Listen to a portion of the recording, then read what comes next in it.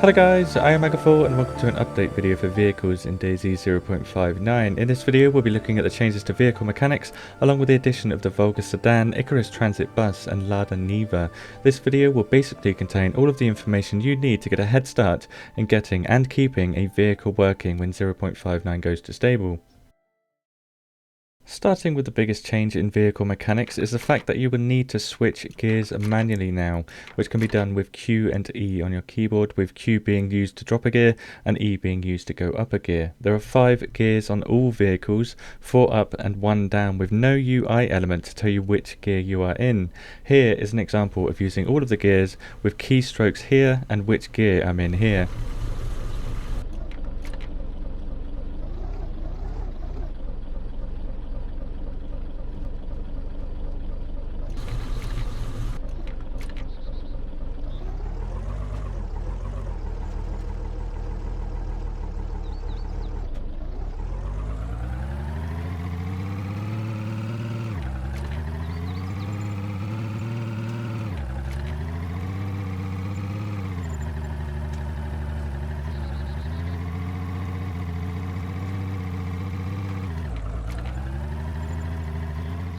The sedan has 84 slots of storage, 4 seats and 13 attachments, which include 4 sedan wheels, the newly added spark plug, newly added car battery, newly added headlight, 4 car doors, a hood and a trunk.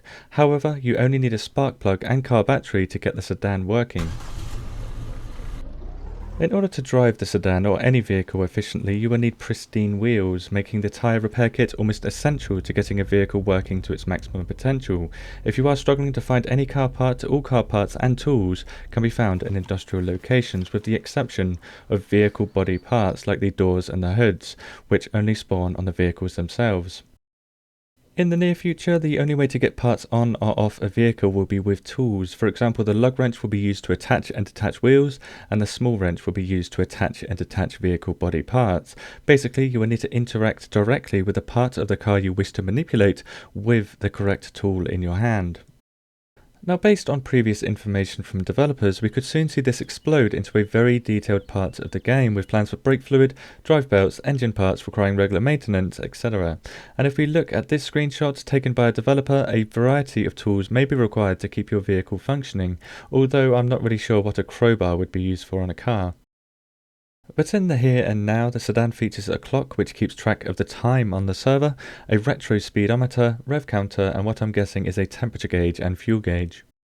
The sedan is rear-wheel drive, so it's not fantastic off-road, and on steep hills it will struggle, but on the road the sedan will quickly take you up to the maximum speed of 120 km per hour. Just be aware that going over 100 makes your back end quite slippery giggly. On the plus side, it means you can do MLG handbrake turns.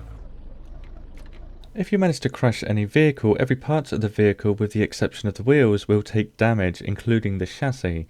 At the moment, damaging the spark plug, glow plug or battery will result in a loss of traction, but in the future will probably reduce the power of the vehicle.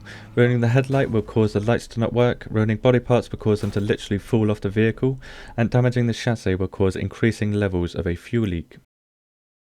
But what I find most interesting is how vehicles react to where they take damage. For example, crashing into something with the right side of the vehicle would damage doors on the right side of the vehicle and causes the vehicle to pull to the left when trying to drive after the crash, where damaging the left side of the vehicle makes the vehicle pull to the right.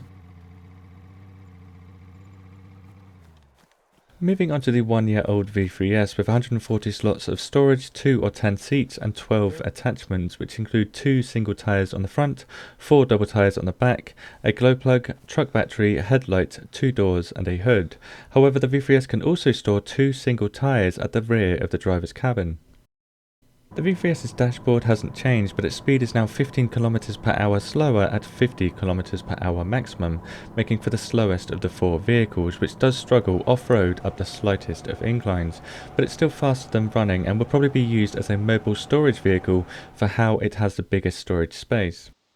The V3S is one of the hardest vehicles to get going, as you will need 2 single tyres to make 1 double tyre as shown here, meaning you will need to find a total of 10 V3S tyres to get the vehicle moving. However, all vehicle types now spawn with a random amount of components on them, be it 1 door and a hood, no doors and 2 tyres, or all of the tyres and a spark plug. It appears to be completely random from what we've seen so far. The V3S is the only vehicle at the moment that comes in a variety of colours, so you can mix and match the doors and hood, and it's the only vehicle that has an external gas tank. So with the new vehicles you will need to locate the filler cap, like this one, on the body of the vehicle to refuel it. The next and most hyped up vehicle in 0.59 is the Transit Bus, or rightfully named Party Bus. With 105 slots of storage, 11 attachments and 20 seats, the bus has made a return from the mud and works nicely in standalone, even when full. The attachments for the bus include 2 single wheels on the front, 2 double wheels on the back, a glow plug, truck battery, headlight, 3 doors and a hood on the back. The dashboard of the bus has a working speedometer, rev counter, fuel gauge and server time clock, with the potential for many other little gadgets to be added later on. The maximum speed of the bus is 60 km per hour, but it takes quite a while to get to this speed and struggles up hills if you don't get a decent run up. On corners, the bus feels like a bus would in real life. Not that I know what that feels like, but you pretty much have to plan how you're going to take a corner before you take that corner, with some corners requiring a detour if you want to keep your speed up. Just don't get distracted by the only porn mag in the game. Last, certainly not least, and my personal favourite is the 4x4 Lada Niva, having the smallest inventory size of 70, 4 seats and 11 attachments, including 4 off-road wheels, a spark plug, car battery, headlight, a hood and 3 doors, with one of those doors covering up the trunk, which you sadly cannot climb into, but you can store a tyre under the hood like you can in real life. Now if you want to fill your Lada with players, you'll need to get out and fold the seat down to let them get in the back, and if someone is sat behind you, there is no way for them to get out or switch seats if you remain in front of them and the driver's seat is occupied. So if you don't trust the people in the front of the Lada, don't get in the back. The Lada's top speed is 115 km per hour, so a little slower than a sedan, and has a tacky looking dashboard with working speedometer, rev counter and fuel gauge. The Lada is my favourite for how it has 4-wheel drive and drives like a bat out of hell. It has very fast acceleration and feels like you're driving a nippy rally car that is perfectly designed to race around this windy landscape. IMO, it's the go-to vehicle if you want to get somewhere fast, and the Lada doesn't care if your route is on or off-road. But like the sedan, the Lada has issues at roughly 100 km per hour. If you turn too sharply, it will flip. Fortunately, the Lada can take one hell of a beating before it gives out. While the addition of the new vehicles may just appear to be a fun way to get around the map, they will also make the map feel smaller because of their speed and how many vehicles will spawn as a 0.59 stable. That, with the combination of 75 player servers on the way, will make DayZ's standalone feel more alive than ever and create more opportunities to have epic adventures with and against other players. Thank you for watching, and I will leave you with some raw footage of each vehicle.